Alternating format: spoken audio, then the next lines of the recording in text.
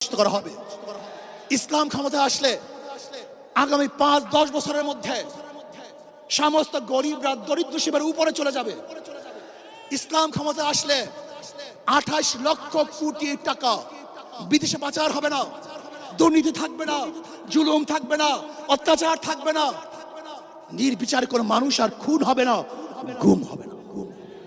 ইসলাম ক্ষমতায় আসলে শ্রমিকদেরকে তাদের অধিকার আদায়ের জন্য রাস্তায় নামার কোনো প্রয়োজন হবে না। আমরা পিআর সিস্টেম নির্বাচন চাই, সংখ্যানুপাতিক হারে নির্বাচন চাই। বিএনপি কেন মানছে না? বিএনপি তো দাবি করেছে আমরা জাতীয় সরকার গঠন করব, এটা বিএনপির দাবি। আর জাতীয় সরকার গঠন করার জন্য সবচেয়ে ভালো পদ্ধতি পিআর সিস্টেম নির্বাচন। জাতীয় সরকার সর্বদলের অংশগ্রহণমূলক সরকার।